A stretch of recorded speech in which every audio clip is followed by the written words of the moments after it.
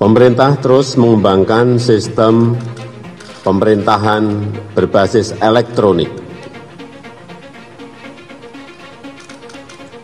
Kemudian perizinan online single submission dan pengadaan barang dan jasa melalui e-katalog.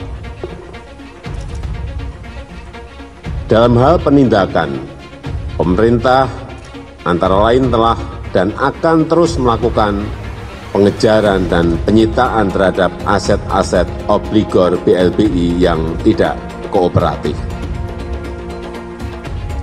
Aparat penegak hukum telah melakukan penindakan tegas terhadap sejumlah kasus mega korupsi seperti kasus Asabri dan Jiwasraya.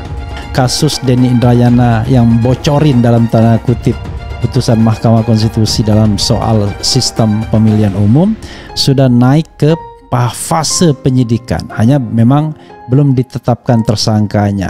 Lagi-lagi ini adalah tragedi demokrasi, orang berpendapat ya, membuat diskurs di ruang publik, ingin menjaga demokrasi elektoral malah dikriminalkan. Saya tidak tahu ya apa pertimbangan penegak hukum dalam memproses sebuah hukum. Apakah mereka galau dengan mereka-mereka yang memperjuangkan demokrasi? Kenapa tidak lebih galau dengan mereka yang korupsi misalnya? Ya, kita bacakan dulu ya saudara sekalian. Ini disampaikan kepada saya dan pasti banyak media lainnya. Jokowi adalah masalah kita, .2 wajib diberhentikan. Jokowi bukan hanya bisa tapi wajib dimakzulkan, tanda tanya. Logika berpikirnya sederhana, simple logic. Dan saya tidak ada klaim, Bang. Jadi kalau tadi disampaikan bahwa saya mengklaim MK berubah karena pernyataan saya, bisa diputar lagi videonya, nanti ditonton lagi. Tidak demikian, justru saya merasa ini adalah bentuk bersama-sama advokasi publik. Rekan-rekan, apalah artinya satu cuitan Denny Indrayana kalau tidak kemudian diamplifikasi oleh rekan-rekan media, kemudian dijadikan perhatian oleh banyak orang, tidak akan ada pengaruhnya. Jadi sama sekali bukan karena saya. Yang ada 3 komentar saya, Mbak Caca, mohon diberi kesempatan. Pertama, sebenarnya organisasi saya kan Kongres Advokat Indonesia. Jadi suratnya nanti akan ke Kongres Advokat Indonesia yang akan membentuk, memeriksa apakah melanggar etik atau tidak. Tentu bukan organisasi advokat yang lain. Hal serupa juga akan dilakukan untuk kasus-kasus yang lainnya. Untuk itu, saya ingatkan kembali kepada aparat penegak hukum untuk memproses tindakan pidana tanpa pandang bulu dan tanpa tebang pilih. Pemerintah tidak akan campur tangan terhadap penegakan hukum, dan aparat penegak hukum harus profesional dan sesuai dengan hukum yang berlaku. Pemerintah mengikuti secara cermat beberapa survei sebagai bahan masukan untuk perbaikan, antara lain Indeks Demokrasi Indonesia. Tapi berpikir itu jangan pakai F dan ya, pakai P. Berpikirnya ya, jangan berpikirnya ya. Kita harus berpikir pakai F lagi dia, lebih sehat, lebih waras. Karena saat ini sudah banyak logika yang bengkok. Misal mengatakan Kaisang tidak membangun dinasti karena beda kartu keluarga dengan Jokowi. Ini omongan mantan wali kota Solo, FX Rudi ya. Katanya bukan lagi dinasti karena kakaknya sudah beda, bikin kita ngakak semua. Atau Jokowi tidak bisa dimakzulkan karena dipilih langsung oleh rakyat. Itu logika nyungsep. Nah, ini juga nggak benar.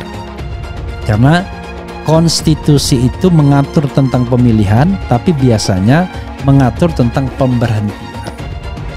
Jadi seorang presiden mau dia dipilih oleh MPR, dipilih oleh rakyat secara langsung, tetap bisa dimakzulkan atau di-impeach atau diberhentikan dalam bahasa konstitusi kita, Undang-Undang Dasar 1945. Denny Indrayana sebut Jokowi wajib diberhentikan.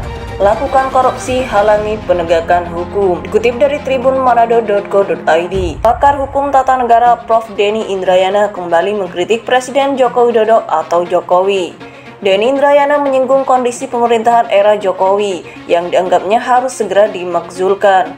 Hal itu disampaikannya dalam cuitan di akun Twitternya _Denny Indrayana Minggu 25 Juni 2023.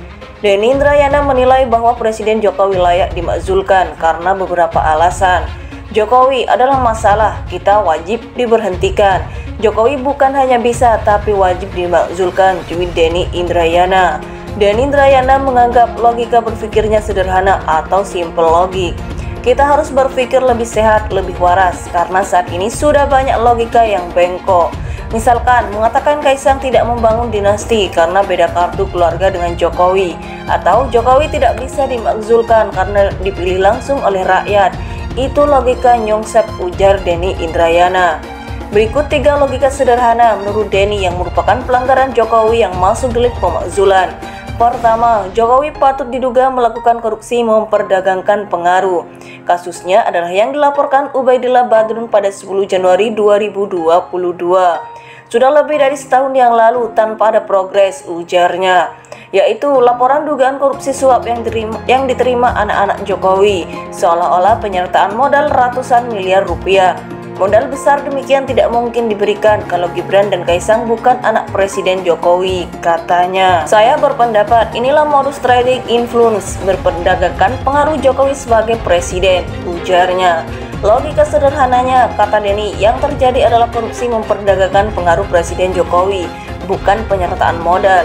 Kedua, Presiden Jokowi patut diduga melakukan korupsi menghalang-halangi proses penegakan hukum.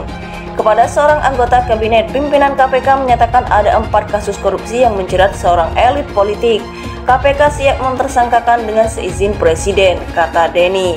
Sampai saat ini, tambahnya yang elit tetap aman karena berada dalam barisan koalisi Jokowi. Ini jelas melanggar pasal 21 UU Tipikor. Jokowi menghalang-halangi penegakan hukum, obstruction of justice, tambah Denny.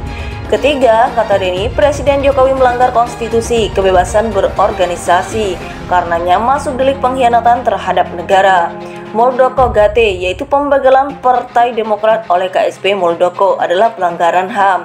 Pembiaran atau by omission oleh Presiden Jokowi menunjukkan beliau terlibat mencopet Demokrat, katanya.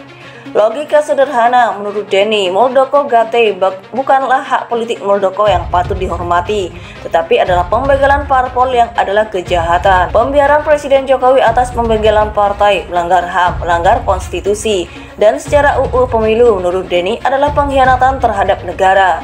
Dengan 3 delik pelanggaran impeachment yang kasat mata di atas, DPR bukan tidak mampu unable untuk memberhentikan Jokowi, tetapi tidak mau unwilling. Salam logika akal sehat, kata Denny.